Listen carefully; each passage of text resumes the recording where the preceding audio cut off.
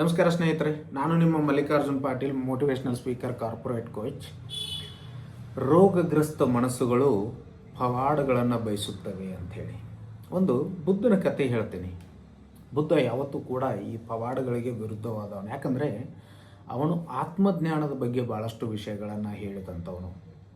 ಒಂದು ಸಲ ಏನಾಗಿರುತ್ತೆ, ದೇವದತ್ತ ಅನ್ನೋನು ಬುದ್ಧನ ದಾಯಾದಿ.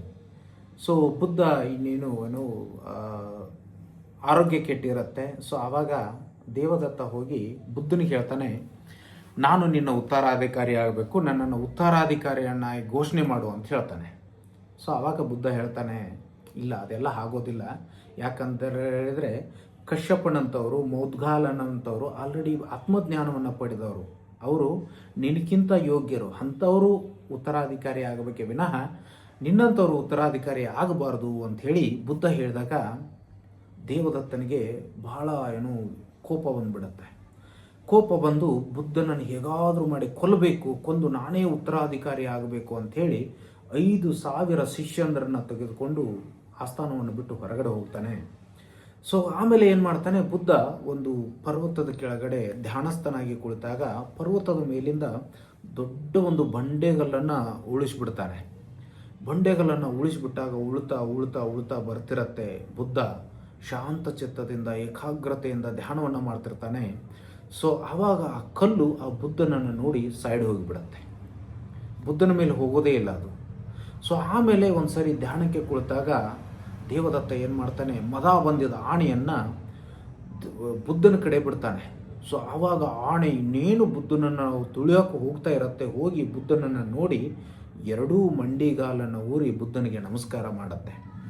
ಇವೆಲ್ಲ ಬುದ್ಧನ ಒಂದು ಹಿಸ್ಟ್ರಿಯಲ್ಲಿ ಬರುವಂಥ ಕಥೆಗಳು. ಆದರೆ ಇವುದನ್ನು ಯಾವುಗಳನ್ನು ಬುದ್ಧ ಹೇಳಿಲ್ಲ. ಬುದ್ಧ ಹೋದ್ಮೇಲೆ ಈ ಜನರು ಅವನನ್ನು ಇಟ್ಕೊಂಡು ಪವಾಡಗಳನ್ನ ಸೃಷ್ಟಿ ಮಾಡಿ ಜನರನ್ನು ಮೂರ್ಖರನ್ನಾಗಿ ದುಡ್ಡು ಮಾಡೋಗೋಸ್ಕರ ಮಾಡಿದಂಥ ಕಥೆಗಳು. ಇವತ್ತು ಕೂಡ ಈ ಕಥೆಗಳು ನಮಗೆ ಇತಿಹಾಸದಲ್ಲಿ ಸಿಗುತ್ತವೆ. ಸೊ ಕೊನೆಗೆ ನಮಗೆಲ್ಲರಿಗೂ ಗೊತ್ತಿದೆ, ಬುದ್ಧನಿಗೆ ವಿಷ ಹಾಕಿ ಕೊಂದರು ಅಂತೇಳಿ. ಸೊ ಈಗ ಕೊನೆಗೆ ನಮ್ಮ ಒಳಗಡೆ ಬರುವಂಥ ಒಂದೇ ಪ್ರಶ್ನೆ ಏನಂದರೆ, ಬಂಡೆಗಲ್ಲೂ ಬುದ್ಧನನ್ನು ಕೊಲ್ಲಿಲ್ಲ, ಮದ ಬಂದಂಥ ಆಣೆನೂ ಬುದ್ಧನನ್ನು ಕೊಲ್ಲಿಲ್ಲ, ಕೊನೆಗೆ ಒಂದು ವಿಷ ಹೇಗೆ ಕೊಂದಿತ್ತು ಅಂಥೇಳಿ. ಸೊ ಅಲ್ವಾ? ಸೊ ಯಾಕೆ ನಾನು ಇದನ್ನು ನಮಗೆಲ್ಲ ಹೇಳ್ತಿದ್ದೀನಿ ಅಂತ ಹೇಳಿದ್ರೆ, ಸಾಕಷ್ಟು ಮಹಾಪುರುಷರು ಇದ್ದಾರೆ, ಆದರೆ ಅವರು ಯಾರೂ ಯಾವ ಪವಾಡಗಳನ್ನು ಮಾಡಿಲ್ಲ. ಈ ಪವಾಡಗಳು ಯಾರಿಗಾದರೂ ಬೇಕಿದ್ದು ಅಂತ ಹೇಳಿದರೆ ಅದು ಸತ್ಯದಿಂದ ದೂರ ಓಡುವಂಥ ಜನರಿಗೆ, ರೋಗಗ್ರಸ್ತ ಮನಸ್ಸುಗಳಿಗೆ ಮಾತ್ರ ಈ ಪವಾಡಗಳು ಸತ್ಯ.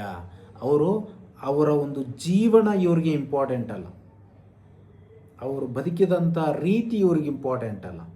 ಅವರ ಪವಾಡಗಳನ್ನಿಟ್ಟು, ಅವರ ಮೂರ್ತಿಗಳನ್ನ ಇಟ್ಕೊಂಡು ನಾವು ಪೂಜೆ ಮಾಡೋದು ಅದು ಬಹಳ ಇಂಪಾರ್ಟೆಂಟ್ ಆಗಿಬಿಡುತ್ತೆ. ನಾನು ವಿಡಿಯೋ ನೋಡೋದಕ್ಕಾಗಿ ತಮ್ಮೆಲ್ಲರಿಗೂ ಧನ್ಯವಾದ. ನಿಮಗೆ ಈ ವಿಡಿಯೋ ಇಷ್ಟ ಆದರೆ ಬೇರೆದವ್ರಿಗೆ ಶೇರ್ ಮಾಡುತ್ತಾ ಅಂತ ಹೇಳ್ತಾ ತಮ್ಮೆಲ್ಲರಿಗೂ ಮತ್ತೊಮ್ಮೆ ಧನ್ಯವಾದಗಳು.